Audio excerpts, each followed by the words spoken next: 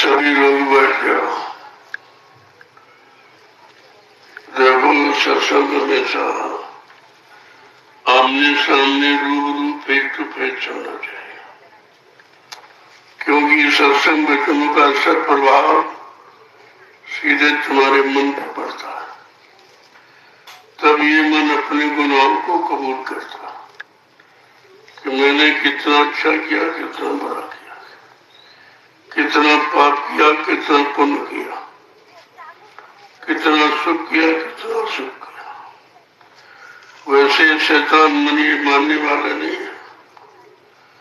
इसने बड़े बड़े ऋषि मुनियों को, ब्रह्मचारियों को धराशायी कर दिया। ऐसा शैतान मन हमारे सबके मनुष्य मंदिर में रह रहा, न हमने आपने आज तक इसको निकाल पाया है, न इस पर कंट्रोल नियंत्रण ही कर पाया। और ये मन बराबर मनमानी किया करता। जब जैसी इच्छा इसके अंदर उठे, अपनी इच्छाओं की पूर्ति के लिए तुम्हारे शरीर को साथ में लेकर, अगर काम की इच्छा हुई तो काम की इच्छा को पूरी करा दिया, क्रोध की इच्छा हुई तो क्रोध की इच्छा को पूरी करा दिया, लोभ मोह अहंकार की इच्छा हुई तो लोभ मोह अहंकार को पूरा करो। और तुम इस मन का कुछ नहीं कर सकते। अंदर बैठा कहीं इधर उधर दूर नहीं, तुम्हारे अंदर बैठा। लेकिन तुम्हें ये पता ही नहीं है कि अंदर जाने का रास्ता किधर से, कैसे इस शैतान मन को समझाया जाए, कैसे इसको परमार्थी रास्ते की तरफ मोड़ा जाए। जब तक संतों के सत्संगों में नहीं आओगे, उनका दर्शन दीदार नहीं करोगे, तब तक ये मन शांत होने वाला नहीं। इसीलिए बड़े बड़े ऋषि मुनि योगी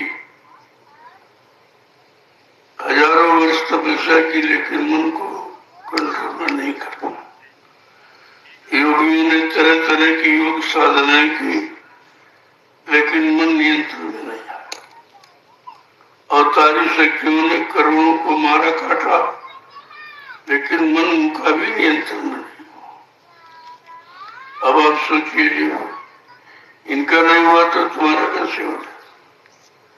तो बहुत कमजोर हो। आपको समर्थ आधार की जरूरत है। कोई मजबूत आधार मिल जाए। गुरु से बढ़कर कोई आधार नहीं है। बाकी सब निराधार है। क्यों? गुरु देख के किया जाता। आपने और तो किसी को देखा नहीं, न ब्रह्मा को, न विष्णु को, न शंकर को, न रामकृष्ण देवी, तो किसी को नहीं देखा। तो बिना देखे का प्रेम होता है। अगर कोई मिले ना तो फिर आपको प्रेम कैसे होगा, उस पर विश्वास कैसे होगा? लेकिन ये जो आप यानी विश्वास बनाए बैठे हो तो किसी को नहीं देखा, वो किसी ने नहीं देखा। सतयुग, त्रेता और द्वापर 5,500 वर्ष कलयुग के निकल गए, किसी ने किसी को देखा ही नहीं, कोई मिले नहीं उनको, और फिर भी मान्यता करते हैं। भाई किसी के यहाँ जाओ, वो न मिले, क्या आपको संतुष्टि होगी?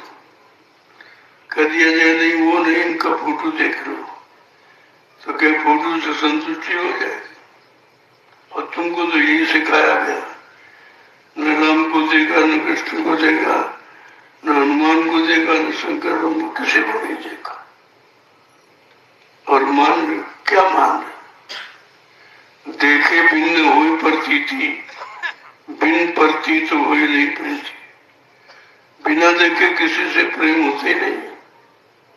फिर ये तुम्हारा प्रेम कर, ये काल्पनिक है। कल्पना को आपने सही मान लिया, धोखा। और 3 युगों से फंसे पड़ो इसी कल्पना में। लेकिन जब कलयुग में संत पधारे तो उन्होंने चेतन की बात की कि तुम्हारा काम चेतन करे। चेतन माने जिंदा, मुर्दा काम नहीं करेगा। और लेकिन तुमने तो कभी ये पूछे नहीं किसी से कि चेतन कौन है? क्या कागज पत्थर पानी चेतन है? क्या तीरथ और मूरत पानी सब चेतन है? जड़ है। इसी जड़ से आपने लगाव किया। जड़ कभी काम कर ही नहीं सकता। जड़ माने मुर्दा, मुर्दा कभी काम नहीं करता। लेकिन फिर आस्था कैसे जुड़ गई? कोई सच्चा गुरु मिल जाता। गुरु माने जानकार, जिसको भौतिक और अध्यात्म दोनों की जानकारी, जो इधर उधर दोनों तरफ आता जाता है, जो मन बुद्धि चित्त और आत्मा के बारे में सब जानता है, उसको कहते हैं समृद्ध सद्गुरु। आज उसी की आवश्यकता। क्या आपने कभी खोजा है? क्या ऐसी चिंता आपने कभी व्यक्त की है कि मुझे जीवन में सच्चा सद्गुरु मिलना चाहिए, सच्चा रास्ता बताने वाला? गुरु माने ज्ञान कराने वाले, गुरु माने अंधकार, गुरु माने प्रकाश, जो अंधकार से प्रकाश की तरफ, झूठ से सत्य की तरफ, अधर्म से धर्म की तरफ, दानवता से मानवता की तरफ, जो तुम्हें ला करके खड़ा करते हैं, ऐसी चेतन शक्ति को मृतलोक मंडल में गुरु कहते हैं। तो आपने तो ऐसी की खोज की नहीं। तुम्हें मालूम नहीं कि सच्चा गुरु कौन, झूठा गुरु कौन, असली कौन है, नकली कौन है। अब तो कलयुग में सतगुरु का प्रशिक्षण हुआ। अन्य युगों में गुरु आए। गुरु का काम है राजपाट, धन दौलत, मान सम्मान दिलाना, पद वचन बाल बच्चे दिलाना। लेकिन सतगुरु का काम सत्य माने ईश्वर, गुरु माने मिलाना। जो ईश्वर ब्रह्म काल महाकाल से मिलाए, दर्शन दीदार कराए, प्रेमी उसको सतगुरु कहते। इसीलिए महापुरुषों ने शंका संदेह भूल भ्रम को दूर करने के लिए कहा, सतगुरु गुरु बहुत तेरे। संसार में समय का सतगुरु एक ही आता, तो 4 नहीं आते, एक। और गुरु बहुत है, बहुत गुरु है। लेकिन गुरु सतगुरु में अंतर क्या है, ये किसी ने आपको बताया नहीं था। बड़ी जानकारी करने की कोशिश भी नहीं की। तो सच्ची जानकारी देने के लिए कलयुग में संत पधारे कि चलो इसको झूठ से निकालो और सत्य की तरफ ले जाओ। सच्चा मानो धर्म, सच्चा मानो कर्म क्या है, सच्चा मानो कर्तव्य क्या है, ये सब सिखाने के लिए। और उन्होंने सत्संग के माध्यम से ये सब जानकारी है कुछ। लेकिन जीव इतना ज्ञानी है, इतना मोह और ममता में फंस गया है कि सच्चाई से बहुत दूर बैठा। अगर कोई सच्ची बात कहे तो उसकी समझ में नहीं आता। इतनी बड़ी समस्याओं के अंदर आप उलझे हो और तुम्हारे पीछे कितने लगे जो तुमको समझने ही नहीं देंगे। क्यों? काल ने माया को हिदायत दी, हुक्म दिया कि कोई जीव मेरे तक आने न पावे, कोई जीव संतों की शरण में जाने न पावे और टिकने न पावे, उनके वचनों को मानने न पावे और नाम की कमाई करने न पावे और परमार्थी सेवा में लगने न पावे। अब देखिए इतने पीछे पड़े और ये तो सब है। इसके साथ साथ काम, क्रोध, लोभ, मोह, अहंकार का बड़ा पैरा, इनको पैरा लगा है, ये आपको और आगे नहीं बढ़ने दे। जब इतने तुम्हारे साथ जुड़े तो तुम निकलोगे कैसे? आप तो कोई समर्थ, जिसके पास सब तरह की शक्ति हो, ऐसा कोई संत महापुरुष मिल जाए तो आपको ये से निकालेंगे। उनके पास निकालने की युक्ति है नाम दूत। जैसे आप दलदल में फंस गए, कोई बाहर खड़ा होकर डोरी फेंकते हैं, कहा इसको पकड़ लो तो निकल सकता। लेकिन दलदल में फंसा व्यक्ति दलदल से नहीं निकाल सकता, क्योंकि जितनी अगर ताकत लगाएगा उतना नीचे जाएगा। क्योंकि तुम्हारे पैरों के नीचे कोई ठोस आधार नहीं है। कहने का मतलब है कि कोई ठोस युक्ति आपके पास नहीं है कि आप प्रभु में परमात्मा से मिल सको या अपनी जीवात्मा को जगा सको। ऐसी युक्तियां किसी ने दी नहीं है। सब बेचारे से झूठ और चल कपट में फंस गए। उसने ऐसे रास्ता ही बनाया है कि आप इससे कभी निकले नहीं और तुमने उसी को सत्य मान लिया, क्योंकि सत्य का रास्ता तो मिला नहीं, तो झूठ को ही सत्य मान लिया। अब बस ये खाना कमाना, इसके अलावा कुछ नहीं जानते। मानव जीवन का असली कर्तव्य कर्म क्या है तो तुम जानते ही नहीं हो। किसी संत महापुरुष की शरण में जाते तो वो मानव जीवन का अर्थ होता कि मानव जीवन किस काम के लिए मिला। बस केवल आपको इतनी जानकारी दी है कि आहार, निद्रा, भय, मैथुन, खाना, पीना, सोना, कमाना, मनमूत्र त्याग करना, आल औलाद बच्चे पैदा करना, इसके अलावा मानव जीवन का कोई अर्थ ही नहीं तुम जानते। ये तो सारे जीव करते, इसमें तुम्हारी क्या खासियत? पशु पक्षी कीड़े मकोड़े सब भोजन करते, सबके बाल बच्चे होते, फिर तुम्हारे उनमें अंतर क्या? गोस्वामी जी महाराज को रामचरितमानस में लिख के बताना पड़ा कि ये स्तन का फल विषय न भाई, स्वर्ग और स्वल्पंद दुखदाई। इस मानव शरीर का फल विषय भोग नहीं है, अंत में दुख का कारण बनेगा।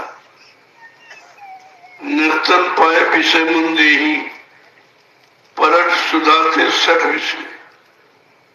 मानव शरीर पाकर अगर विषयों लोगों में गंवा दिया तो आपने वही काम किया कि हीरा को छोड़ा और कांच को पकड़ लिया।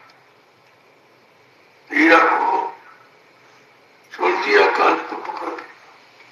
हीरा जन्म अमूल, कौड़ी बदली, इतना अमूलक ही जन्म है, इसकी किसी शरीर से वो मुखमा नहीं की जाती, क्योंकि देवता तरसते।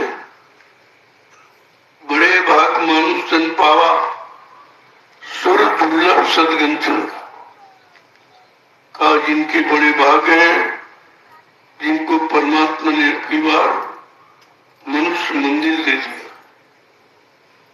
यही एक ऐसा मंदिर है जिस मंदिर से आप प्रभु को प्राप्ति कर सकते हो। ये ईंट पत्थर वाला नहीं, ये चेतन। ईंट पत्थर वाला तो इंसान ने बनाया, और ये पंचभौतिक मनुष्य मंदिर भगवान ने बनाया। तो ये बताओ, भगवान अपने बारे में रहेगा कि तुम्हारे बारे में? और तुम्हारे ईंट पत्थर वाले में अगर रहता तो किसी को जरूर मिला होता। ये किसी ने आज तक नहीं कहा कि भाई हमको मिला। चाहे पूजा करने वाला हो, चाहे गाने वाला, किसी को नहीं मिला। क्यों? वहां वो रहता नहीं। ना हम दशामी वैकुंठे योगिना हृदय नचा मम भक्त्वा यत्र गांति तत्र तिष्ठामि नारदा। कह रहे कि गए न कागज में, न पानी में, न पत्थर में, न तीरथ में, न मूर्त में, मैं तुम्हारे अंदर आत्मा स्वरूप में बैठा।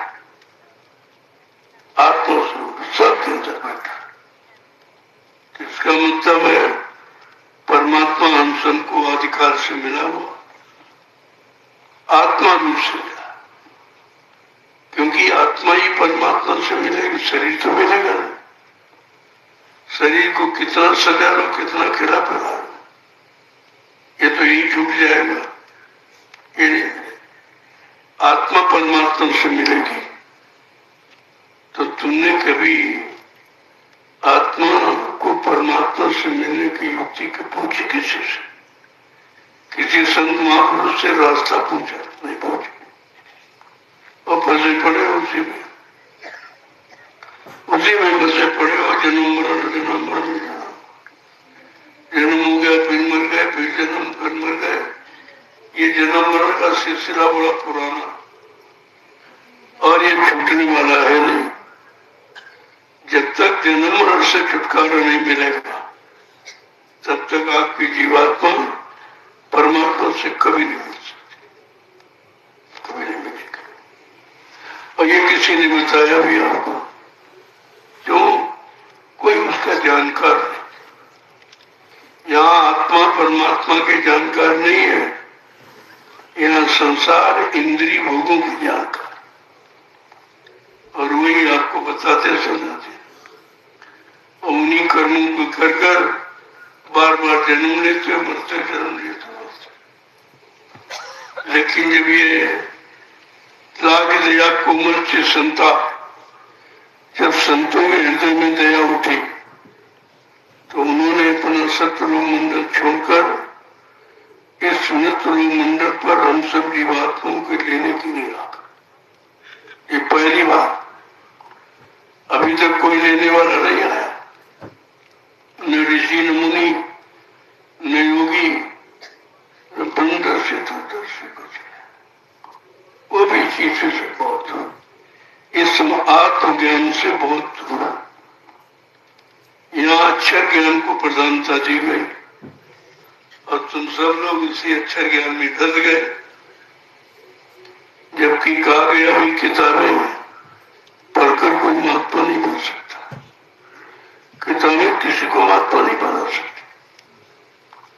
वो तो जो महान आत्मा समय से आती हैं, उनके संपर्क में जाओगे, उनकी रहनी गहनी अपनाओगे, तब तो ये काम आपका संभव है, अन्यथा नहीं। यही कारण है कि तीन युग हमारे आपके निकल गए, किसी ने पाया नहीं है, और न किसी ने पाया। पाने की बात की, जब मिले नहीं तो बात क्या करता।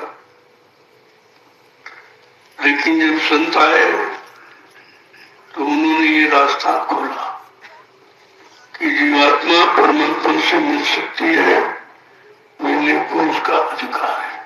शरीर तो नहीं मिलेगा, जात पंक्ति नहीं मिलेगी, पढ़ाई लिखाई नहीं मिलेगी, रुपए पैसे धन दौलत ये नहीं, आत्मा परमात्मा का अंश है, वो मिलेगा। अब उसके बारे में तो आपने जानकारी की, सत्संग में गए होते तो तुमको सत्य की जानकारी हो जाती कि सत्य क्या है, असत्य क्या है, असली क्या है, नकली क्या है, जड़ क्या है, चेतन क्या, ये सब जानकारी सत्संग देता है। आप धीरे धीरे 750 वर्ष पूरे होने का, जब से संत पधारे, संत नाम सुनने को आपको मिला, उन्हीं से ये संत मत चला। इसके पहले नहीं था, जीवात्मा जाती थी चलिए, मतलब है नहीं। और ये जन्म हुआ, आपको मर गए, फिर जन्म हुआ, फिर मर गए, फिर जन्म। ये जन्म मरण का सिलसिला इतना पुराना बन गया, इससे कोई जीव अलग नहीं हो पा और न कोई अलग होने का प्रयास करता। किसी के समझ में नहीं आता कि हम किससे अलग हो और किससे जुड़े, किसको पकड़े, किसको छोड़े। इतनी छोटी जानकारी अभी नहीं है, और इसीलिए जिनको जिनको पकड़ा है सब धोखा, वो सब आपका हम छोड़ देंगे, तुम्हारा साथ छोड़ देंगे, तुम्हारे साथ न कोई जाएगा, न तुम किसी के साथ जाओ, न कोई सामान ले जा सकते हो, रुपए पैसे धन दौलत, जमीन दुकान मकान पद पत्नी बाल बच्चे, ये सब यही छूट जाएंगे, तुमको अकेले जाना हो। उस मंजिल का कोई साथी आपने बनाया, क्योंकि आपको मालूम नहीं था। लेकिन जब संत महापुरुष आए तो उन्होंने असली भेद खोला कि साथ किसका करो, संगी साथी गुरु को लेना, भेद इन्हीं का जाना है। सूरज शब्द का साधन करके अपने घर चल जाना है, फंसना नहीं देश बिराना का। ये देश तुम्हारा नहीं है, तुम्हारी जीवात्मा सत्यलोक निवासी है और ये काल माया का देश है। ये देश ही तुम्हारा नहीं है, ये तुम्हारा धर्म का मंडल नहीं है, तुम्हारा यहाँ कोई रक्षक रखवाला नहीं है। इसलिए महापुरुषों ने सत्संग सुनाकर सत्य की पकड़ बताई कि सत्य क्या है और वो कौन देगा, सत्य की जानकारी कौन देंगे। कहा जब कोई संत सतगुरु मृत्यु मंडल पर आएंगे, वो सत्य की जानकारी देंगे, सच्चिदानंद की प्राप्ति कराएंगे, बाकी कोई नहीं कर सकता। भेद तो खोला गया, लेकिन वो भेद आपने समझने का प्रयास नहीं किया, फिर भ्रमित हो गए। इसलिए कहा ये भवसागर है, इसे आप किसी युक्ति से पार नहीं कर सकते, न पूजा करके, न पाठ करके, न तीर्थ, न व्रत करके, न गंगा स्नान कर। ये युक्तियां पार ले जाने की नहीं है, तो यही मझधार में डुबोने वाली है। और तुमने उन्हीं का साथ किया, आवाज भी कर, क्योंकि आपने समझ नहीं है कि वास्तव में कि सच्चा साथी कौन है, जो तुम्हारे साथ जाए, पूरा साथ निभाए। यहां जिसको बनाए तो उसे पीछे छोड़ देंगे, कोई नहीं साथ जाएगा। जो सामान इकट्ठा किया ये भी साथ में, से धन-दौलत जोड़ा वो भी साथ नहीं जाएगा। इसका मतलब ये पराया है, तुम्हारा नहीं है। तुम्हारा होता तो तुम्हारे साथ जाता। इतनी भी समझ आपने पैदा नहीं कर पाई है, क्या हमारा है क्या पराया। तो कहते हैं बहुत ज्ञानी जानी, ये नहीं समझ पाया कि अपना पराया क्या, तो काहे का ज्ञान, कौन सी जानकारी आपके पास, कुछ केवल झूठा अहंकार जो तुमको लिए लिए घूम रहा। और जब तक ये नहीं जाएगा तब तक सच्चाई की ओर आप कभी मुड़ेंगे नहीं, कभी नहीं मुड़ सकते हो। इसीलिए तो महापुरुषों ने कहा था कि भाई जब सच्चाई को पकड़ लोगे तो वहां झूठ नहीं टिक सकता। जैसे रात दिन एक साथ नहीं रह सकते, ऐसे सत्य झूठ एक साथ नहीं रह सकते। लेकिन जब पकड़ोगे, पकड़ने का मतलब अपने करने में उतारो, कथनी में बकनी में नहीं, करने। महापुरुषों ने कहा कितना रुपया पैसा जमा करो, कितने बाल बच्चे पैदा करो, कितने दुकान मकान जमीन बना डालो, लेकिन ये तुम्हें पार नहीं लेगा। ये तो यही का सामान है और यही छूट जाएगा। तुम इसी सामान के इकट्ठा करने में सारा जीवन गंवा दिया, क्योंकि आपको मालूम नहीं था कि हमारा है ही नहीं। क्योंकि हम आप नंगे केले आए थे, ना कुछ सामान लेके आए, ना कोई रिश्ता ना था। जब है ये भी तो जानकारी आपको नहीं है। तुम कागज की नाव पर बैठे हो, इनको 4 वेद 6 7 18 पुराण, गीता रामायण कुरान पुराण कहते, कागज की नहीं। कागज की नैया कभी पार नहीं लेगी, डुबो देगी बीच। तुमको नाम की नौका पर बैठना चाहिए। नाम लेत बहु सिंधु सुखाही, करो विचार सुजन मन में।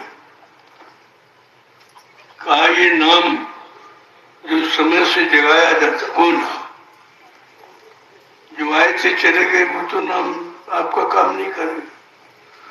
वो तो उस समय के थे जिस समय लोग थे, जिन्होंने माना उनका काम हो गया। अब ये नाम जिस मंडल मुकाम से आता है उसी मंडल मुकाम पर पहुंचा सकता है। ये नाम की शक्ति है।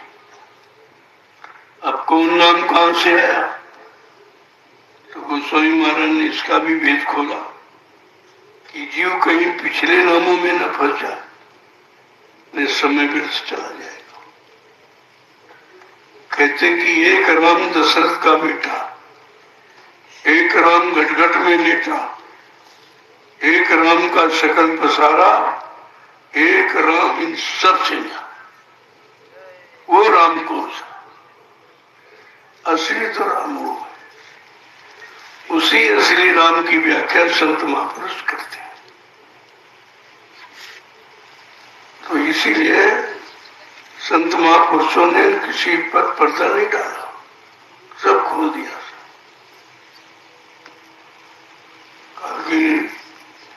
राम एक दशरथ का बेटा, कल एक राम जो आया था वो राजा दशरथ का बेटा, जैसे आपके बेटे वैसे उनके बेटे थे, कोई खासियत नहीं है। अब उनकी पूजा क्यों होती, मान्यता क्यों होती कि उन्होंने गुरु को माना और गुरु ने इनका काम बना दिया। बगैर गुरु के उनको कोई नहीं जानता। अगर जनकपुरी में विश्वामित्र जिनके गुरु थे अगर न ले जाते तो शायद राम को आज समझ नहीं पाते। आए चले गए, क्या कुछ नहीं जानता। ये गुरुओं की महिमा है। गुरु के यहाँ भगवान का परिचय होता, गुरु भगवान से मिलाता और नहीं कोई मिला सकता। न कागज, न पानी, न पत्थर, न तीरथ, न मोर, गुरु मिलाता। तब उनको गुरु मिल गए के आदेश को माना उन्होंने, तो आज भी उनकी पूजा हो रही। अगर गुरु न मिले होते, जनकपुरी में अपने चेले शिष्य राम का परिचय न दिए होते, तो आप पहचान नहीं पाते। कब आए, कब चले गए। ये परिचय भगवान, गुरु के यहाँ भगवान बनाए जाते, गुरु के यहाँ भगवान का परिचय होता, गुरु भगवान से मिलाने वाला होता, तो आवश्यकता तो गुरु की आपको। परमात्मा ऐसे नहीं मिलेगा गुरु के जरिए। गुरु एक माध्यम है, जब तक गुरु नहीं तब तक कुछ नहीं। तो जरा सुन लीजिए कि गुरु की महिमा क्या है और गुरु किस काम के लिए आता है। उस काम की जानकारी आपको करनी चाहिए थी कि गुरु का काम बिन गुरु बहुनी तरह न कोई नहीं जा सकता। बिना सच्चे सदगुरु के इस भवसागर से पार कोई नहीं जा सकता। चाहे गुरु वीरेंद्र हो, चाहे ब्रह्मा विष्णु महादेव के समान क्यों न बन जाए, लेकिन भवसागर बगैर समय के सदगुरु के कोई पार नहीं जा सकता। और वो सदगुरु जिसके पास नाम नौका हो, नाम जहाज और नाम का बेड़ा, तभी तो बैठा के ले जाएगा। इसीलिए गुरु गुरु में भेद है, सबका काम अलग अलग। प्रथम गुरु पिता और माता जो है रक्त बीज के दाता। दूसरा गुरु वही होदाई जो गर्भवास की मैल छुड़ाए। तीसरा गुरु नाम जो धारा, ले नाम जो गांव पुकारा। चौथा गुरु जो शिक्षा दीना, तब संसारी मार्ग चीना। पांचवा गुरु जो दीक्षा दीना, राम नाम का सुमिरन कीना। छठवां गुरु भरम सत्तारा, ओंकार से नाता जोड़ा। लेकिन सतवां सदगुरु और शब्द लखाया, और जहां का जीव तहां पहुंचे। ये सदगुरु का काम, बाकी इन गुरुओं का काम अलग। और सबका आपको काम बता दिया, कौन गुरु कहां तक ले जा सकता, कहां कौन सा लाभ दे सकता, सबका अलग अलग बताया, ताकि जीव बेचारा भ्रम में न फंस जाए। भ्रम दूर करने के लिए जब कलयुग में संत पधारे, उन्होंने सत्संग जारी किया। धीरे धीरे धीरे धीरे सत्संग सुनाकर सही सच्चे रास्ते पर जीवों के लाके खड़ा कर। ये काम सृष्टि में किसी ने नहीं किया। और तभी तो आप सदगुरु के बारे में जानते हो। सदगुरु क्या है, सदगुरु किसे कहते हैं। गुरु की चर्चा तो आपने पढ़ी है, सुनी है, लेकिन सदगुरु के बारे में नहीं जानकारी। और गुरु का काम भी आपने देखा कि राजपाट दिलाना, धन दौलत दिलाना, मान सम्मान अधिकार दिलाना, पद पत्नी बाल बच्चे दिलाना, ये सब किया। लेकिन भगवान से मिलाना ये गुरु का काम है, ये सदगुरु का काम। तभी लोग गुरु सदगुरु में भेदे नहीं समझ पाए।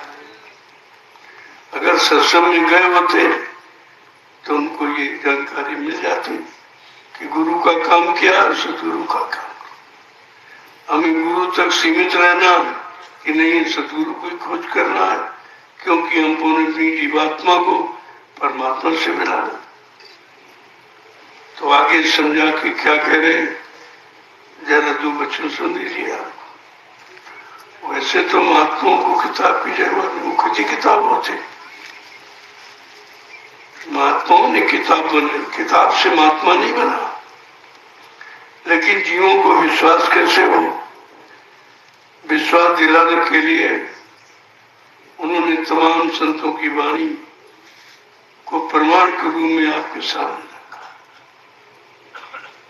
क्या कह रहे हैं कि गुरु बिन कभी न उतरे पार, गुरु बिन कभी न उतरे पार, गुरु बिन कभी न उतरे पार, गुरु बिन कभी न उतरे पार। अगर संसार सागर से पार जाना, जन्म मरण से छुटकारा पाना है, तो बगैर नाम भेदी शब्द विधि सदगुरु की कोई नहीं जा सकता।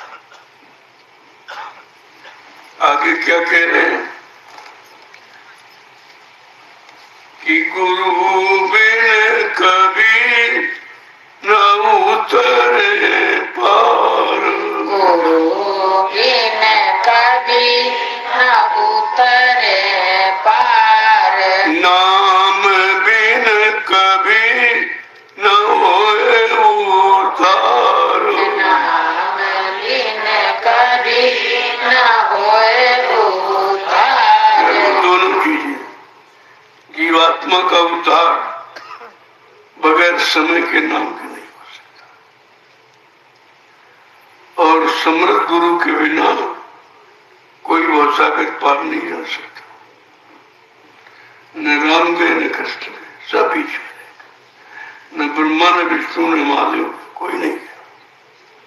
ये अपने अपने लोक तक सीमित है, लेकिन सतलोक नहीं पहुंचे। जहाँ की जीवात्मा रहने वाली है, वहां ये कोई नहीं पहुंचे। जब ये खुद नहीं पहुंचे तो तुम्हें क्या पहुंचाएगी? और तुम इन्हीं के सहारे बैठे हो। जानकारी आपने नहीं की भाई इनकी पहुंच कहां तक की, किसको किसको पहुंचाया, खुद पहुंचे कि नहीं पहुंचे। तो कहते हैं कि नाम के बिना जीवात्मा का उद्धार नहीं हो सकता। अब तुम समझते थे पूजा पाठ से तीर्थ प्रदान हवन जब पे गंगा के साथ उद्धार हो गए। ये तो सब जड़ नहीं है, कहां उद्धार के। और इसी में काल ने फंसा दिया। जड़ता की ममता में हम सब लोग फंसे हैं बगैर सतगुरु के।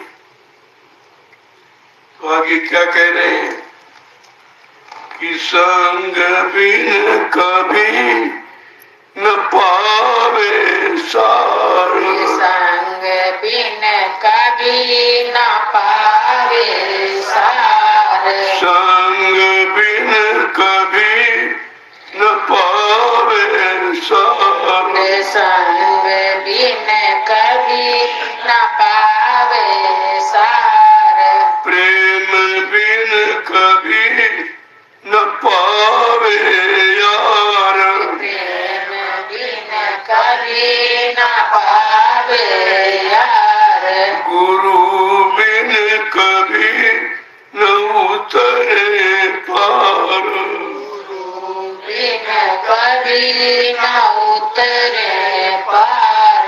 जब तक किसी का साथ नहीं करो, किसी को साथी नहीं बनाओगे, तब तक उसके बारे में आप कुछ नहीं जान सकते। अगर सार सत्य की जानकारी करनी है तो समर्थ गुरु को अपना साथी बना, जो कभी धोखा नहीं देते। ऐसे कोई साथी बनाओ जो तुम्हारे साथ जाए और तुम्हें धोखा न दे, तुम्हारा पूरा साथ निभाए, लेकिन तुम तो जानते नहीं ऐसा साथी कौन। और जिनको बनाया वो तो बीच में छोड़ देगा, पीछे ये पार नहीं। तो क्या कह रहे हैं कि प्रेम बिन कभी न पावे यार, सच्चा मित्र सच्चा साथी बगैर निर्मल प्रेम के नहीं मिलता। स्वार्थी प्रेम नहीं, निर्मल प्रेम, पाक सब निर्मल पवित्र। क्योंकि भगवान राम ने कहा कि मुझे कौन पाता है, गंगा नहाने वाला कि पत्थर पूजने वाला कि तीर्थों में श्रम समय पूंजी बर्बाद करने वाला? कहते नहीं, निर्मल मन जन सो मुझ पावे, मोह छल छिद्र कपट नहीं पावे। जिसका मन निर्मल पाक साफ पवित्र है वो मुझे पाता है। मुझे कपट, झूठ और छल ये कभी नहीं पाए। एक एक संत पर विचार करो कि संत महापुरुष करने पर जोर देते, कथनी और बकनी पर नहीं, करनी पर। और करनी भी, कथनी भी करनी का संकेत करती कि करनी करो, तभी तो कथनी का समझ मिलेगा। क्यों लिखा, किसने लिखा, क्या उन्होंने कुछ पाया तब लिखा कि किसी से सुन के पढ़ के लिखा? नहीं, उन्होंने पाया तब लिखा। तो आगे क्या कह रहे हैं कि मुक्ति बिन चढ़े न गगन मझार, मुक्ति बिन चढ़े न गगन मझार, युक्ति बिन चढ़े न गगन मझार, युक्ति बिन चढ़े न गगन मझार, दया बिन खुले न पात्र की वार, दया बिन खुले न पात्र की वार, गुरु बिन कभी न उतरे पार, गुरु बिन कभी न उतरे पार। बिना युक्ति के कोई जीवात्मा उधर जा नहीं सकती। और ये युक्ति है नहीं जिसको तुम मानते हो कि पूजा करें, पाठ करें, तीर्थ करें, ये युक्ति नहीं। ये तो जड़ है, जड़ है, जड़। आपको ले जाने वाला कोई चेतन चाहिए, वो मुक्ति दिलाएगा। पहली बात तो मुक्ति है कहाँ? कोई तीर्थ में, कोई मूर्त में, कोई पानी में ढूंढ रहा। संतों ने कहा नहीं, मुक्ति संत चरण की दासी। मुक्ति तो संतों के चरणों में बैठी। वक्त धरी को मोर खोजत तुमको मोर, जब वस्तु का भेदी मेरे पावे। किसी ने आज तक आपको नहीं बताया कि मुक्ति कहाँ। सबने भटकाया, भरमाया और जड़ की तरफ तुमको ले गए और जड़ में फंसा दिया। तो जड़ में तो चेतन है नहीं, जड़ तो जड़ है। जड़ माने मुर्दा होता, मुर्दा कभी चेतन का काम करेगा। तो कह रहे कि दया बिन खुले न वज्र कमार। जब तक संत महापुरुषों की दया नहीं होगी तो भूल और भरम के जो बड़े मजबूत किवाड़े लगे हुए, उनसे आप उनको खोल नहीं सकते। भूल भरम के दरवाजे आप खोल नहीं सकते, उसी में तो फंसे पड़े। कहा ये वज्र किवाड़ बहुत पत्थर से मजबूत। आगे क्या कह रहे हैं कि सूरत बिन होए न शब्द संभाल, सूरत बिन होए न शब्द संभाल, सूरत बिन होए न शब्द संभाल, सूरत बिन होए न शब्द संभाल, निरत बिन होए न धुन आधार, निरत बिन होए न धुन आधार। संत वाली बड़ी विचित्र। सूरत माने की बात, आंख, निरत माने कान। जब कान खुला होगा तो सुनाई देगा, कान खराब हो जाए नहीं सुनाई देगा, आंख खराब हो जाए दिखाई नहीं देगा। और तुम्हारी जीवात्मा की आंख तो मुद्दतों से खराब है, फिर आपको परमात्मा कैसे दिखाई दे? इन शरीर की आंखों से परमात्मा नहीं दिखाई दे, इस संसार को देखने के लिए नहीं। इन कानों से भी वो जो ऊपर की वेदवाणी, अमृतवाणी, आकाशवाणी, ईश्वरवाणी आ रही वो नहीं सुनाई देती। ये कान तो इधर के लिए, उधर के लिए परमात्मा ने जीवात्मा में एक आंख एक कान, जिसको दिव्य नेत्र शिवनेत्र ज्ञान चक्षु कहते, दिव्य कान कहते उसको। वो सब के अंदर आपको न कहीं ढूंढना न किसी से मांगना, सबको परमात्मा ने दे रखा। अब ये है कि इस आत्मा के दिव्य कान को खोलने वाला कोई संत महापुरुष चाहिए, और तो कोई खोल नहीं सकता। सदगुरु वैद्य वचन विश्वासा संयम ये न विषय किया कि सदगुरु रूपी वैद्य में जाए, उनके पास अंजन है, वो अंजन लगा देंगे तो आंखें खुल जाएगी, आप सबको देखें। उस आंख के खुलते ही आप ब्रह्मा का दर्शन करेंगे, विष्णु का करेंगे, शंकर का करेंगे, रामकृष्ण देव सबका कर सकते हो। लेकिन जब तक वो आंख नहीं खोलेगी, इन आंखों से कुछ नहीं होगा। और यही संत महापुरुष बताने के लिए आए कि अपनी दिव्य आंख खुलवा लो, दिव्य कान। किसी संत महापुरुष की तलाश करके उनकी शरण में चले जाओ, उनके हुक्म का आदेश का पालन करो, वो दया हो जाएगी, खोल देंगे। क्योंकि रुपए पैसे तो जो होती नहीं, दया से खोले। और दया केवल संत सदगुरु दयालु के पास, किसी के पास।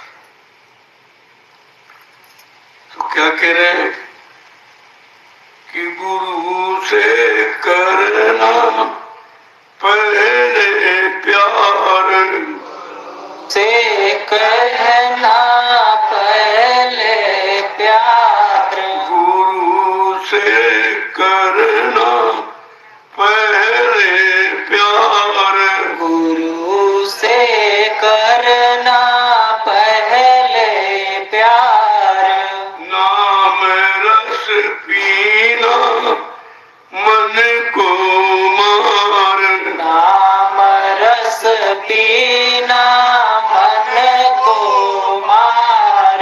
देखो ये करना,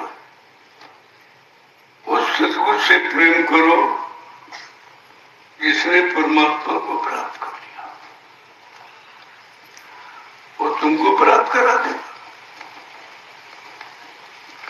बाकी तो ये झूठा प्यार सब बीच में छोड़ देने वाले, कोई साधने वाले वाला नहीं। इतनी छोटी बात अभी तक नहीं समझ पाए हो, कौन अपनाया कौन बनाया। कहते गुरु से करना पहले प्यार,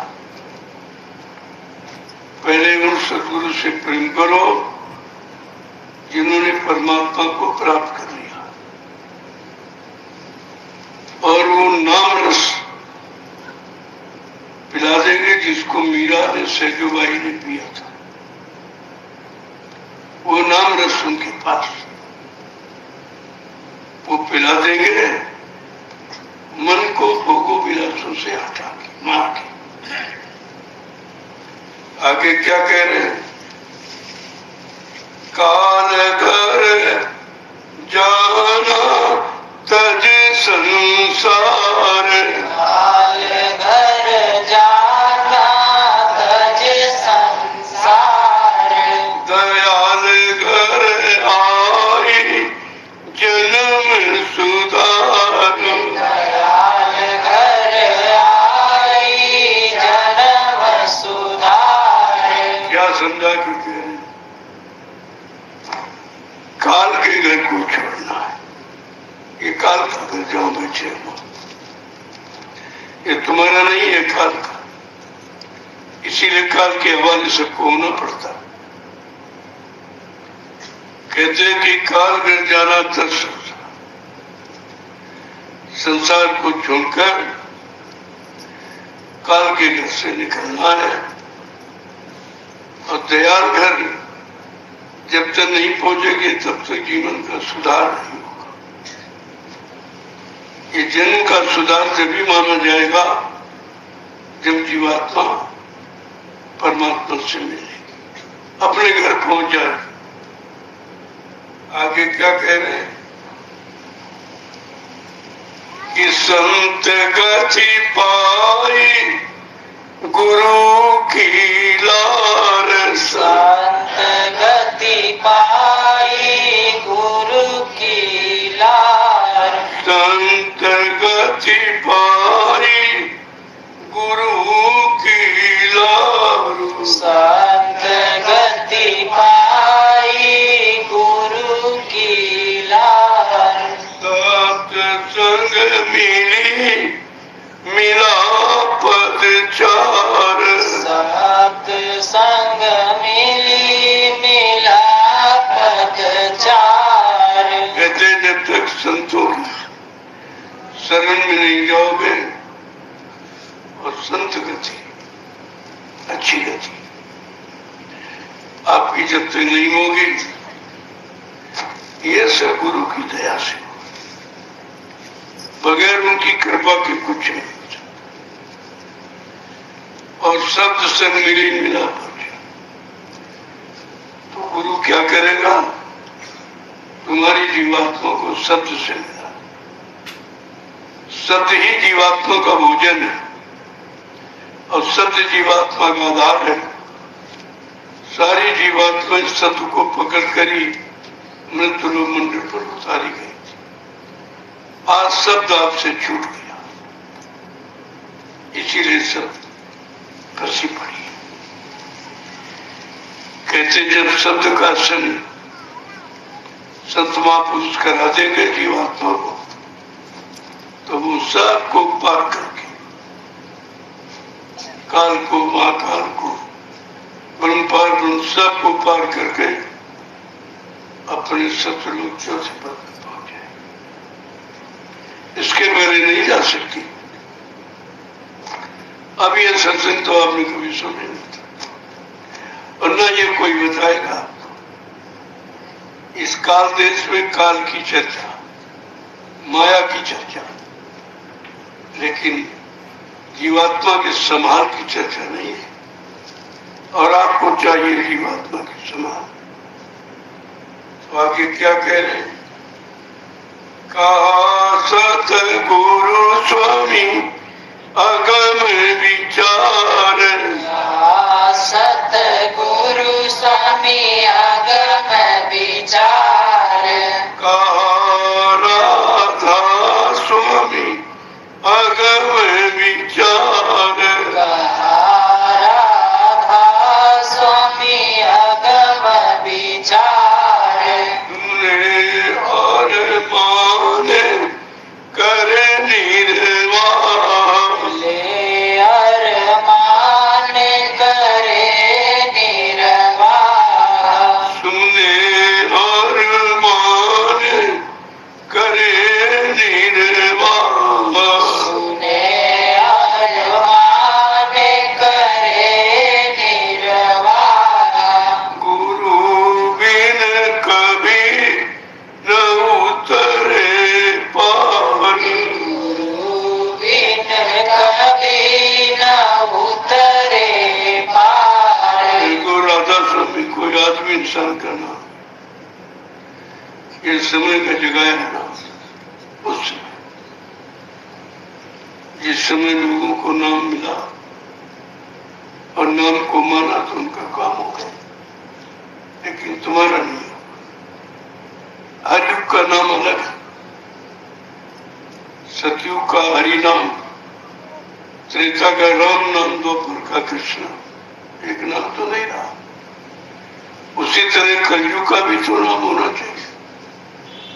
कलयुग के जीवों के लिए जब हर युग में युग के जीवों के लाभ के लिए नाम आया तो कलयुग के जीवों के लिए भी तो कोई नाम होना चाहिए। तो कलयुग में ये जय तो नाम प्रभु का, ये आदमी इंसान का नहीं, प्रभु का। और प्रभु ही करता धरता है। और आपने प्रभु से प्रार्थना किया कि अब प्रभु कृपा करो यही भांति और सब सच भजन करत दिन रात। ये वादा हमने अपने सब ने किया माँ के गर्भ में। किससे किया है? प्रभु से। और सब भूल गए, वादा किया भजन का, पूजा में बस गए। अभी भी भूल गए हमने वादा क्या किया था। और किससे वादा किया? प्रभु से। किसी आदमी इंसान से नहीं, प्रभु का वादा है। इसलिए प्रभु तो अपना काम करा ही लेंगे, चाहे जितने जन्म आपको देने पड़े, लेकिन वो काम करा लेंगे। क्योंकि उन्होंने वादा किया, मैंने जिनको नाम दान दिया उनकी जीवात्मा को जब तक परमात्मा के पास नहीं पहुंचा दूंगा, मैं मानव शरीर को छोड़ के जाने वाला नहीं। कितनी बड़ी बात हो, तुम सब भूल गए। गुरु के वचन को ही आप भूल गए। जब सत्संग वचन को भूल जाओगे तो भूल में चले जाओ। एक एक चीज को महापुरुषों ने बहुत करके कहा। ये अगम विचार है, ये सदगुरु के अगम विचार, चाहे वो राधा स्वामी नाम से आए, चाहे हरि नाम से, नाम कृष्ण किसी नाम से, चाहे सतनाम से आए हो, सबका एक ही काम रहा कि जीवात्माओं को जगाना और परमात्मा से मिलना। संतों का दूसरा कोई काम। वो रात पर धन दौलत में नहीं फंसाते। हाँ, इतना आपको जरूर देते हैं कि भूखा सोने नहीं देंगे, नंगा रहने नहीं देंगे, और तुम्हारा सामाजिक पारिवारिक काम किसी तरह से पूरा हो, आपका पूरा करेंगे, लेकिन तुम भजन करने लगो।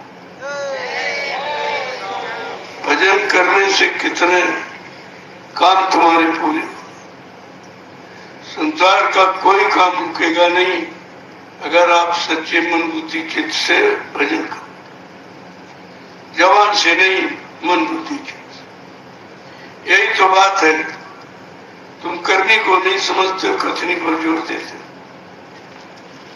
तो कथनी बगैर करनी के सिद्ध नहीं होगी और ना कोई लाभ आपको देगा। संतों ने तो बहुत सरल कर दिया कलयुग में कि कलयुग का कमजोर जीव है, भोगी विलासी गंदा है, कोई शक्ति तो है नहीं इसमें, चलो उसके लिए परमात्मा प्राप्ति सुलभ कर दो।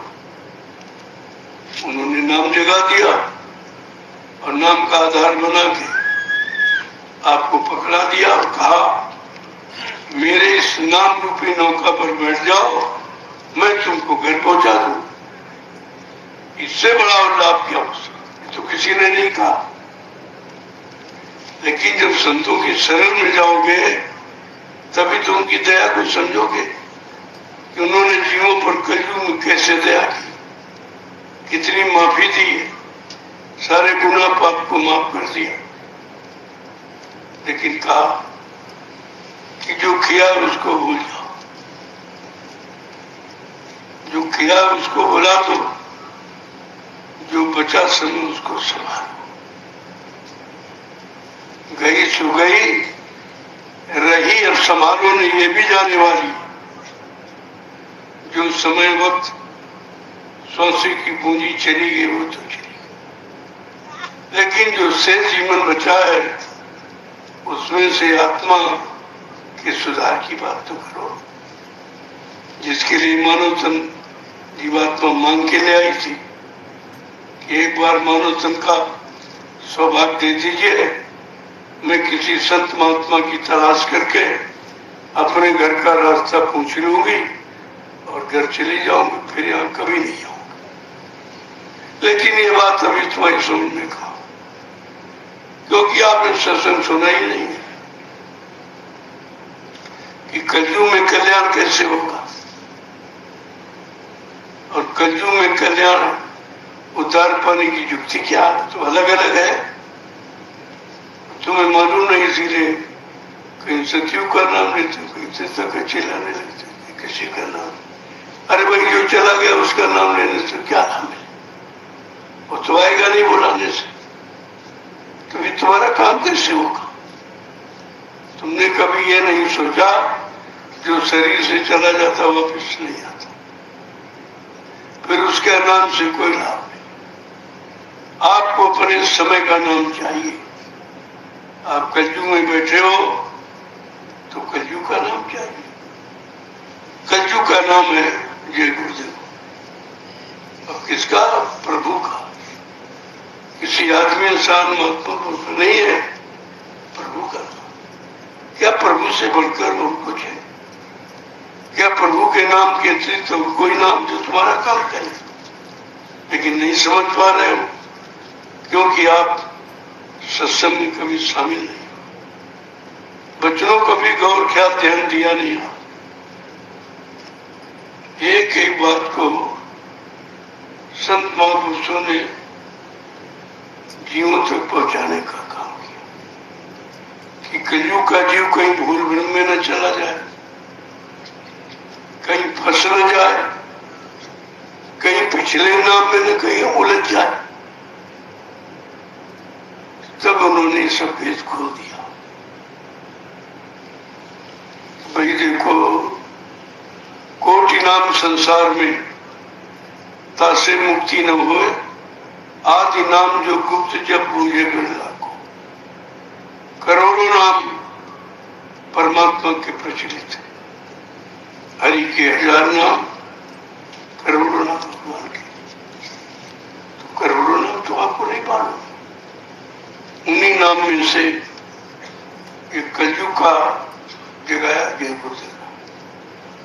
उससे गुरु तो हर युग में रहा, लेकिन आज कलयुग में प्रधानता गुरु की। बगैर उसके तुम कोई अच्छा काम कर ही नहीं सकते, तुम्हारी कोई अच्छी गति हो ही नहीं सकती। ये सब बताया। अब जब तुम भूल गए हो तो भ्रमित हो गए हो। अब तुम रात दिन चिल्लाते हो सीताराम राधे श्याम। ये बताओ, सच बताना, मिले तुमको? बाल बच्चेदार में झूठ मत बोलना। क्या सीताराम मिले? क्या राधा श्याम राधे श्याम मिले? क्या ब्रह्मा विष्णु महादेव मिले? कोई नहीं मिला, क्योंकि मिलने की युक्ति अलग है। ये जबान से चिल्लाना युक्ति नहीं है, वो तो अंदर की चीज है। जब आंतरिक भाव विचारों को शुद्ध करके जब संत महापुरुषों की शरण में जाकर समय के नाम की आवाज लगाओगे तो आपका काम हो जाएगा। क्योंकि समय का नाम समय के जीवों के काम को करने के लिए ही आया, लेकिन आपको पता नहीं कि कलयुग का नाम को, और न किसी ने आज तक आपको बताया हो, क्योंकि उनको खुद ही नहीं पता। वो खुद ही नहीं जानते हो कि कलयुग का नाम क्या, तो तुम्हें कहां से बता देंगे। लेकिन ये भेद तो संत महापुरुषों ने खोला है कि हर युग का नाम अलग, उस नाम का काम अलग, और कलयुग का नाम सबसे अलग। और सबसे अलग इसका काम है, जो काम किसी युग में किसी नाम ने नहीं किया, वो काम जय गुरुदेव नाम के द्वारा होगा, इस नाम के द्वारा। क्योंकि पक्का वादा है, अगर सीताराम कहो तो सीताराम ने कभी नहीं कहा कि हमारा नाम लोगे मैं तुमको मिलूंगा। राधा कृष्ण ने कभी नहीं कहा मेरा नाम लोगे मैं तुमको मिलूंगा। ब्रह्मा विष्णु महादेव ने कभी नहीं कहा कि मेरा नाम लो मैं तुमको मिलूंगा। देवी देवताओं ने, हनुमान ने कभी नहीं कहा तो मेरा नाम लो मैं तुमको। लेकिन आज प्रभु का नाम क्या कह रहा, जब तुम जय गुरुदेव नाम लोगे मैं तुमको मिलूंगा, मैं तुम्हारी मदद करूंगा। शंका किस बात की? इतना बड़ा वादा सृष्टि में किसी ने, और आपकी समझ में भी तो नहीं है। बार बार उसी की जानकारी दी जा रही कि भूल भ्रम में मत रहो, समय की नाम की जानकारी। समय का नाम समय से लोगे तो समय का काम हो जाएगा। अन्य नाम से अगर एक ही नाम रहा होता तो हर युग में अलग अलग नाम क्यों आया? ये तो परिचय दे ही रहे कि हर युग में नया नाम नए पुरुष के द्वारा आया, और जिन लोगों ने उस नाम का भरोसा विश्वास किया उनका काम हुआ। सतयुग में हरि नाम का भरोसा प्रहलाद गुरु ने किया, उनका काम हुआ। त्रेता में राम नाम का भरोसा विभीषण ने, सुतीक्षण ने, उनका भी काम हुआ। द्वापर में कृष्ण नाम का भरोसा गोपिकाओं बालवानों ने किया, उनका काम हुआ। ऐसे कलयुग के नाम पर जिनका भरोसा होगा उनका कलयुग का काम हो जाएगा। ये सब समझना चाहिए आपको, और ये समझ आपको किसी ने दी नहीं, इसीलिए तुम्हारा सारा जीवन व्यर्थ में चला गया। जिस नाम को लिया वो भी नहीं मिला, और न उस नाम से कोई काम हुआ। आपको तो समझना चाहिए इस नाम से काम नहीं हुआ। अगर होना होता तो हर युग में नया का नाम क्यों आया? एक ही नाम रहता, उसी के लोग लेके काम बना देते। लेकिन नहीं, ये नियम नहीं है, ये सिद्धांत है। हर युग में नया नाम नए पुरुष के द्वारा आएगा। उस नाम पर जो विश्वास करेंगे तो वो नाम की शक्ति जहां तक है वहां तक पहुंचा देगी आपको।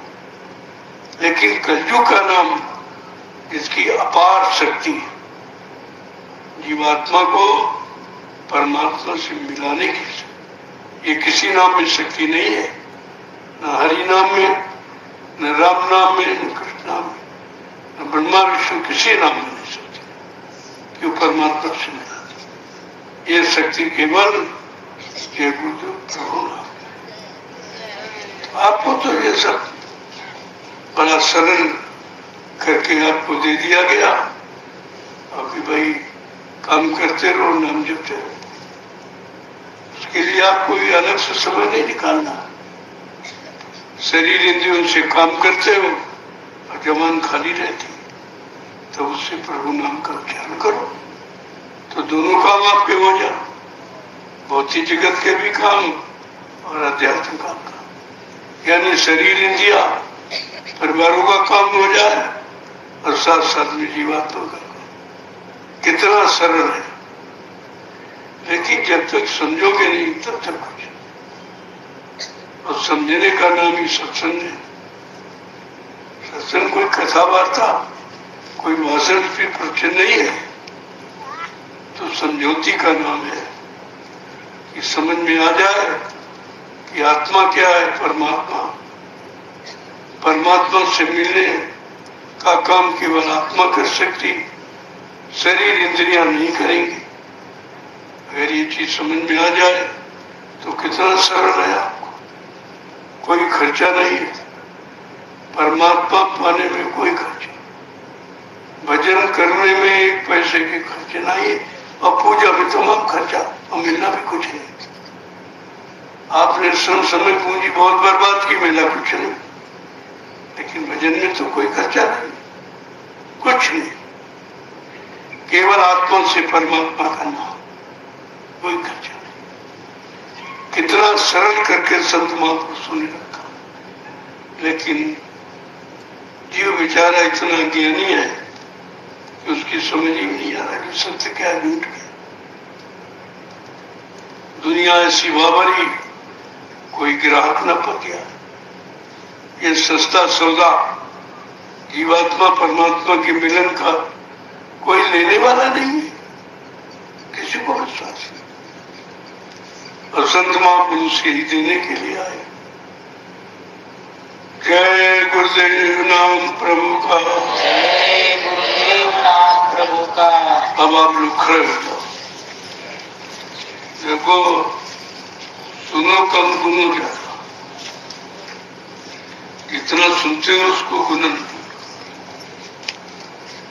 यहाँ आपने रब किया, घर में जा फेर कर लो उसको, यानी बार बार गुणन मनन में ले जाओ तो वो चीज याद हो जाए। फिर आपको उसके लिए समय नहीं निकालना, वो याद हो जाएगा। लेकिन आप ऐसा करते नहीं, यही सुनते यही छोड़ जाते हो, वो घर तक पहुंचते नहीं। सोचा घर तक नहीं पहुंचा तो आप गुणन मनन करोगे तो क्या करोगे? इसलिए समझने की कोशिश करो। सुनना काफी नहीं है, समझना करना ये काफी। सुना जाता है समझने करने के लिए, और किया जाता है पाने के लिए। ये सब चीजें हैं, जब सब पर विचार करोगे तो असली चीज को आप जान जाओ। तो इसलिए सत्संग में आने की भूख प्यास रखा करो कि जितना ज्यादा समय जीवन का सत्संग में निकल जाए वही तुम्हारे साथ जाने वाला, बाकी कुछ नहीं। सब यही छूट जाएगा। चाहे जितना पैसा कमाओ, दुकान मकान बनाओ, पत्नी बाल बच्चे लगे, सब ये सब कोई साथ जाने वाला सामान नहीं है। अपने साथ जाने वाले सामान की तैयारी करो। उसकी तैयारी वो क्या है? नाम की कमाई। नाम की कमाई तो यही छूट जाएगी, नाम की कमाई आपके साथ है। तो समय बचाकर 1 घंटा सुबह 1 घंटे शाम को आत्मा के घाट पर बैठकर प्रभु नाम की कमाई करना चाहिए। सब 8 घंटे घर गृहस्थी परिवार बाल बच्चों के लिए, खेती दुकान दफ्तर बिजली का कोई मना नहीं करता, लेकिन सच्चा ईमानदारी मैंने सीखा ताकि किसी का कर्म कर्जा न चलने पाए। पहले से लाते बैठे बहुत, वो भी नहीं हुआ आधा, नया रोज लाते हो, झूठ चर कपट बेईमानी करके। तो ये कब उतारोगे? और बिना कर्म कर्जा के उतारे तो इधर से जा नहीं सकता। वो जाने नहीं देगा, बीच में रोकेगा कि हमारा कर्म कर्जा दिए जाओ, और तुम्हारे पास कर्म कर्जा चुकाने की कोई जुक्ति नहीं है।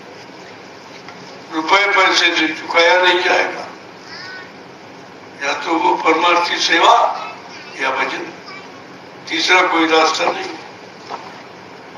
जय गुरुदेव नाम प्रभु का। जय गुरुदेव नाम प्रभु का। प्रेम से बोलो जय गुरुदेव नाम प्रभु का। सब मिल बोलो जय गुरुदेव नाम प्रभु का। बोलना होगा जय गुरुदेव नाम प्रभु का। अभी से बोलो जय गुरुदेव नाम प्रभु का। दुख दर्द हरेंगे, जय गुरुदेव नाम। सब कष्ट मिटेंगे, जय गुरुदेव नाम। सुख शांति भी देंगे, जय गुरुदेव नाम। सबके दाता, जय गुरुदेव नाम। सबके मालिक, जय गुरुदेव नाम। प्रेम से बोले जय गुरुदेव नाम। ये नाम नहीं इंसान का, ये नाम है प्रभु का। ये काम नहीं इंसान का। ये नाम है प्रभु का। देखो कितना महत्वपूर्ण कार्य। इस समय यह काम कोई इंसान नहीं कर।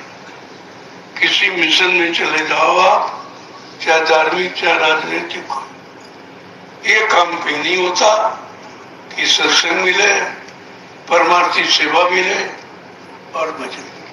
ये काम कहीं नहीं होता। ये केवल इसी भूमि पर हो रहा, कहीं नहीं होता।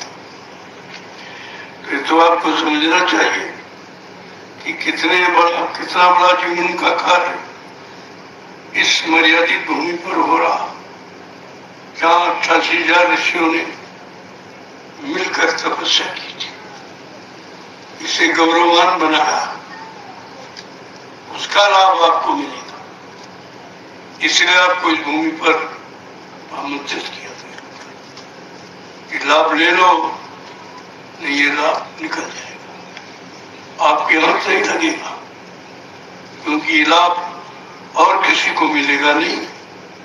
गोस्वामी जी महाराज ने रामचरितमानस के उत्तरकांड में स्पष्ट कह दिया कि नैमिषारण्य की पावन पवित्र भूमि जो 88,000 ऋषियों की तपोभूमि है, उसका लाभ किसको मिलेगा? का पंडा पुजारी कहते नहीं, तमाम गांव बस गए, शहर बस गए, नहीं, किसको मिलेगा?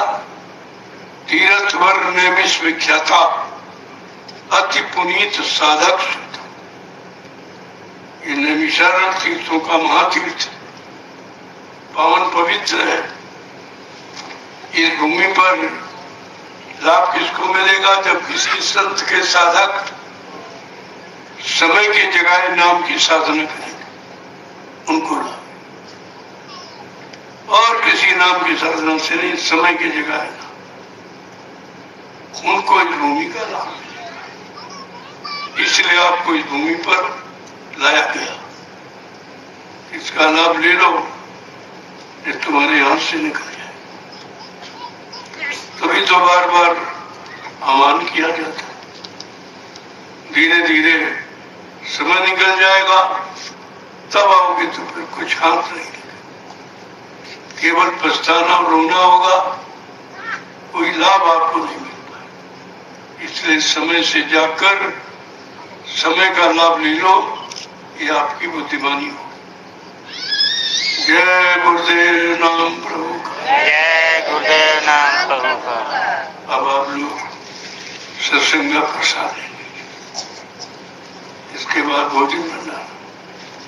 जब वो समय ज्यादा हो जाता है, मैं सोचता था कि एक साधना शिविर लगाऊं और सत्संग सुबह करूं, 7 से 8 सुबह, ताकि रात्रि का समय खराब न हो। भोजन का समय अनियमित न हो।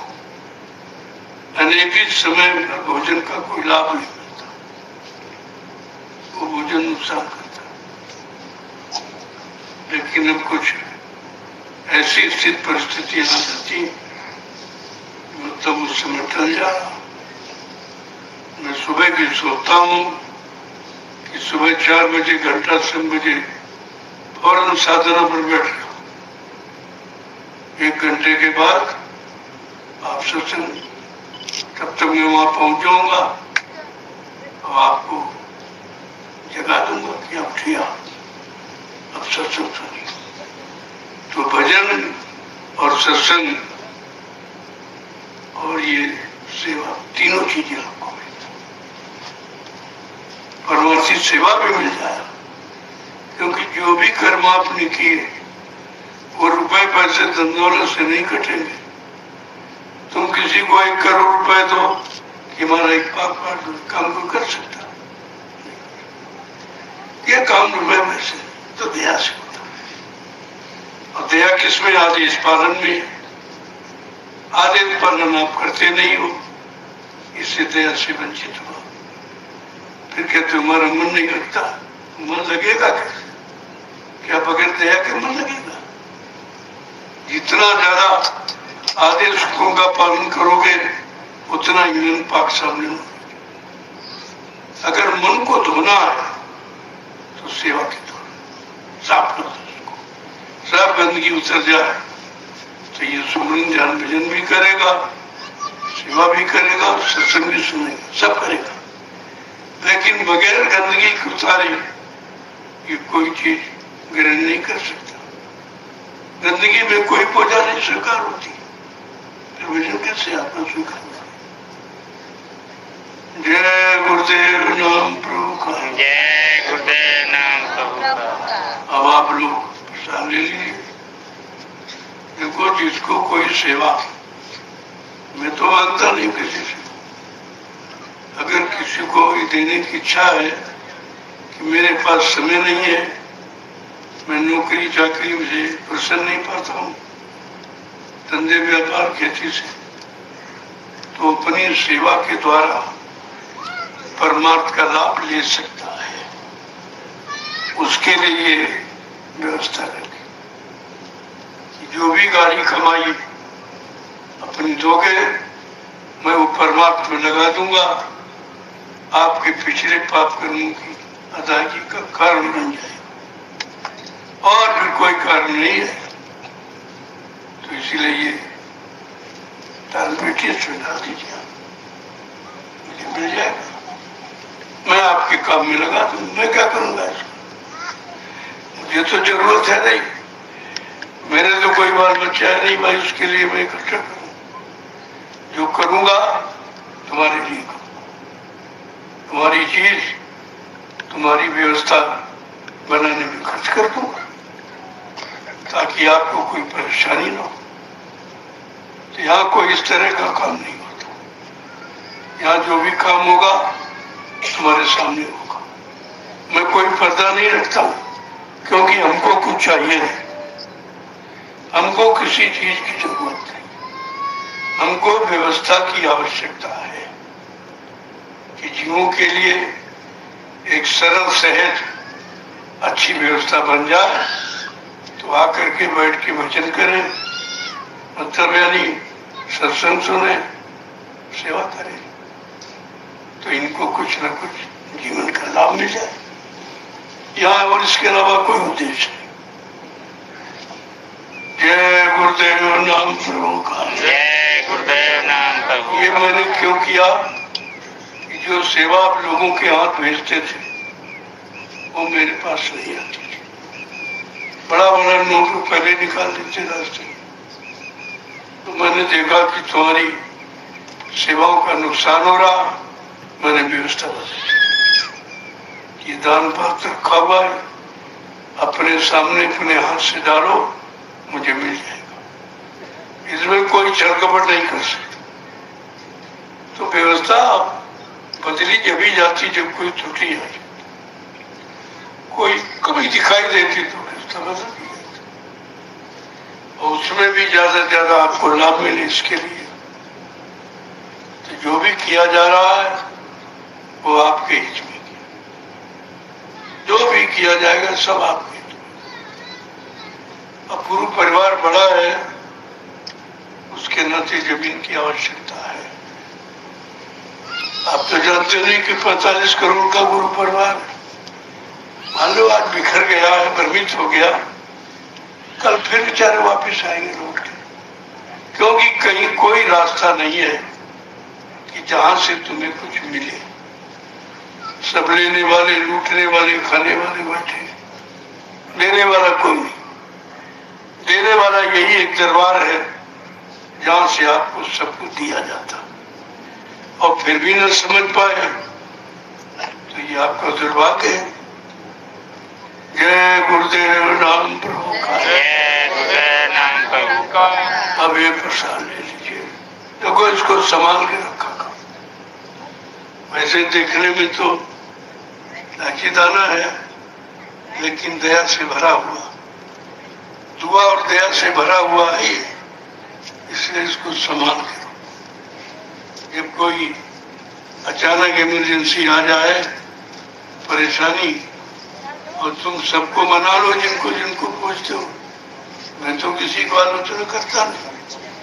जब तुम्हारी मदद कोई न करी और तुम तो सब तरफ से निराश हो गए हो कि ब्रह्मा जी भी नहीं कर रहे, विष्णु नहीं सुन रहे, रामकृष्ण नहीं सुन रहे, देवी देवता तो कोई, तो आप ये गुरुदेव नाम से आप देख लो कि तुम्हारा काम करते, काम करे तो मान लेना, न करे न मान। हमारे यहाँ कोई भ्रामक विचार नहीं है, क्योंकि हमको कुछ चाहिए नहीं।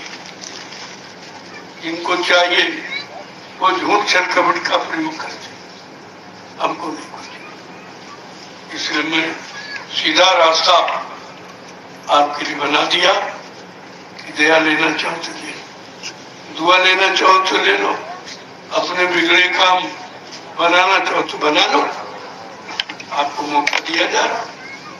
ये नहीं कह सकते हो कि किसी ने हमको मौका नहीं दिया। मैं सब पूरा वेद खोल के बताता हूँ, जो हिंदुस्तान के विश्व में कोई नहीं करता। ये राज किसी के पास नहीं है और न कोई ये बताएगा। जय गुरुदेव नाम प्रभु का। जय गुरुदेव नाम प्रभु का। अब आप ले सारे लो, इसके बाद लाइन में बैठ जाओ।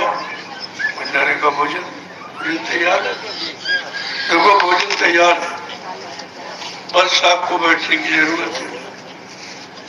धीरे धीरे मैंने इसीलिए कम समय लिया कि रात खराब ना हो, क्योंकि रात तो सोने के लिए होती है और पूरी नींद न हो तब भी बीमारी होती है।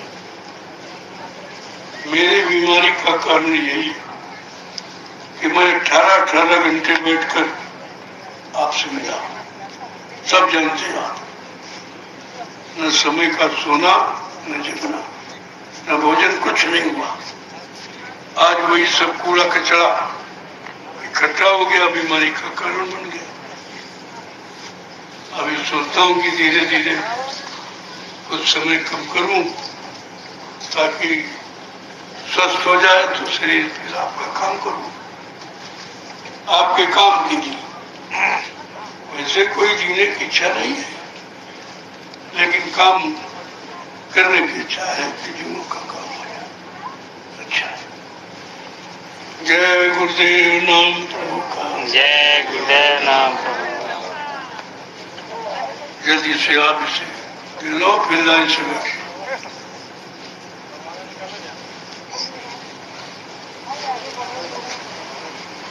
क्योंकि जो भी आप ये सेवा देते हैं, ये सब आपके काम में लगाता हूँ। आपके लिए जमीन है या रहने की कोई और व्यवस्था या तुम्हारी आवश्यकता की कोई व्यवस्था, ये उसी में लगता है। ये इधर उधर खर्च नहीं होता। आज तक आपने जहाँ सेवा दी उनसे पूछा कभी कहाँ खर्च करते? सब दुर्व्यसनों में खर्च, बुरे कर्मों में खर्च हो रहा। या जब तुम भी उसके भागीदार बनोगे, इसलिए सेवा आँख खोल के, आँख बंद करके नहीं लेना। तुम्हारी सेवाओं का सही प्रयोग हो रहा कि नहीं हो रहा।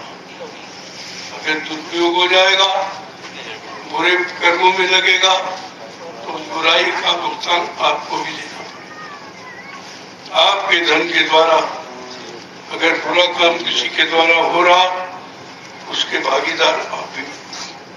मैं बार बार मना करता हूँ। जय गुरुदेव नाम प्रभु का। जय गुरुदेव नाम प्रभु। यहाँ जो भी आपने आज तक दिया दे रहे, सब तुम्हारे सामने लगा। देख लीजिए, ये 7 आश्रमों का निर्माण, ये छोटी बात नहीं है। मथुरा का एक आश्रम छोड़ा गया, 7,000। चिंता आप क्यों करते? व्यवस्था तो बनाने वाले के हाथ में है।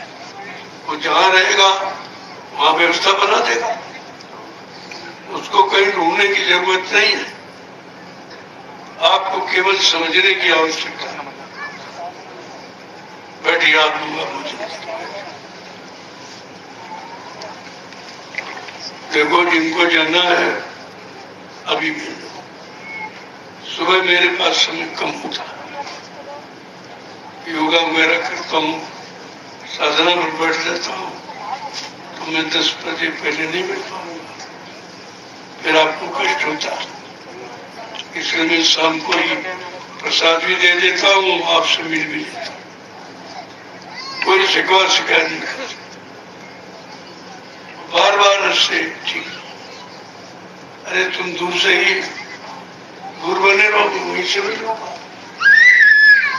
ये पास और दूरी संस्कृत में नहीं होती। चाहे जितनी दूर चले जाओ, अगर भाव अच्छा है, तो आप दया पानी के अधिकारी वहीं से बन जाएंगे। ऐसा नहीं है।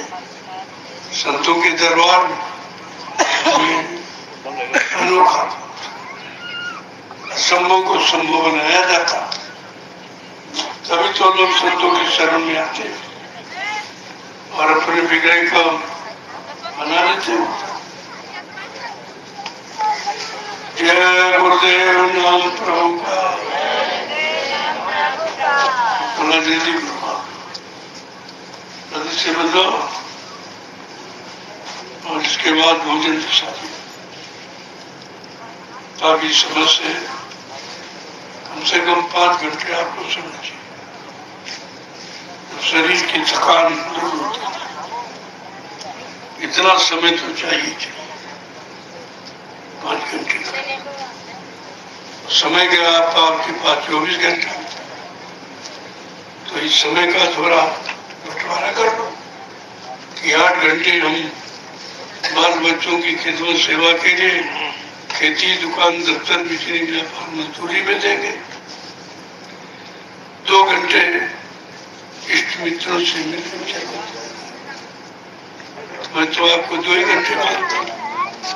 1 घंटा सुबह, 1 घंटे शाम आत्मा के घाट पर बैठकर आत्मा से परमात्मा का सच्चा भजन करो। ये सच्ची साधना है।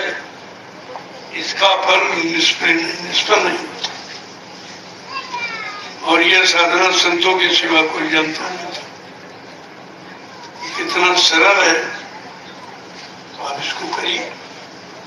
गृहस्थी परिवार में लो, मैं कुछ छुड़ाता थोड़ी। जो भी करो सब गृहस्थी परिवार में, क्योंकि वहां भी तुम्हारा कुछ लेन देन है। कोई पति बन के आए, कोई पत्नी, कोई बच्चा, कोई माँ बाप बन के कोई अचानक आ जाता, उसका भी लेन देन होता। तो धीरज से उसको अदा कर लो, अपना काम बना लो। ये बुद्धिमानी है। कलयुग में आपको साधु नहीं बनाया जाता, साधुता धारण कराई जाती। साधु बना नहीं जाता, बना तो बिगड़ जाता। साधुता धारण करो, सच्चाई, ईमानदारी, चरित्रता, पवित्रता, ये साधुता के लक्षण है। इसको साधु कहते हैं। और आपने तो कभी ये पढ़ा नहीं है, किसी ने बताया भी नहीं था। तुम भेष में फंस गए, दाढ़ी बाल, लाल पीले कपड़े में धोखा हो गया, धोखा मिल गया। ये साधु नहीं है। साधु है विचारधारा, अच्छे शुद्ध विचार, अच्छा शुद्ध खान पान, अच्छी सच्चाई, ईमानदारी की गाड़ी कमाई, ये साधुता के लक्षण है। ये अपना गृहस्थी परिवार में साधु है। कौन मना करता? ऐसा कुछ नहीं। ये सब चीजें तुम्हारे हक में है, बशर्ते अपना हक अधिकार समझ तो लो कि हमारा मानवाधिकार है क्या, किसे कहते हैं। बगैर संतों की शरण में आए आपको मानवाधिकार कोई नहीं मिटा सकता, किसी को नहीं मालूम। वो तो जीवन शैली बताते हैं, खाना पीना, सोना, कमाना, मन मूत्र त्याग करना, औलाद बच्चे पैदा करना, ये मानव धर्म नहीं है। ये मानव सच्चा कर्म नहीं है। ये रहनी गहनी आपको बदलनी पड़ेगी, तभी कुछ हासिल कर सकते। जय गुरुदेव नाम प्रभु का। जय गुरुदेव नाम प्रभु। अब आप लोग प्रसाद, इसके बाद भोजन के लिए ये भंडारे का प्रसाद भी ले लिया, थोड़ा ले लिया, अपने भोजन में मिला लिया, या थोड़ा ले लो घर ले जाओ, बाल बच्चों को खिलाओ। उसका प्रभाव देखिए ही सामने का, तुम्हारा कमाया अन्न, उसका प्रभाव अलग, और ये भंडारे का महाप्रसाद, इसका प्रभाव अलग।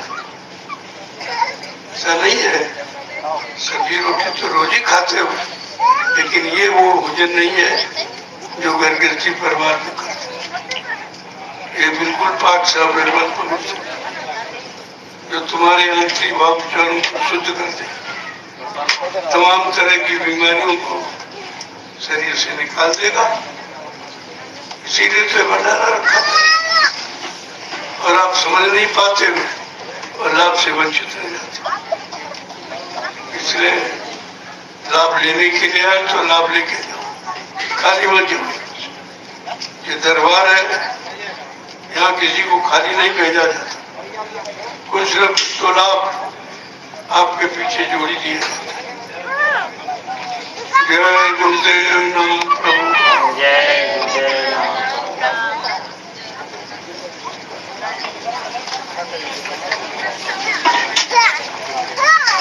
दे रहे हैं तो अच्छी अच्छी चीज है, पहले उसको लो बाद में ये सब।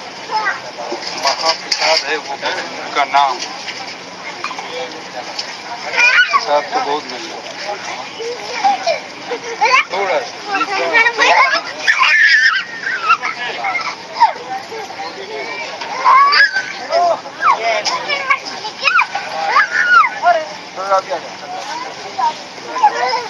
दर्द हो तो स्वामी जी महिला बहुत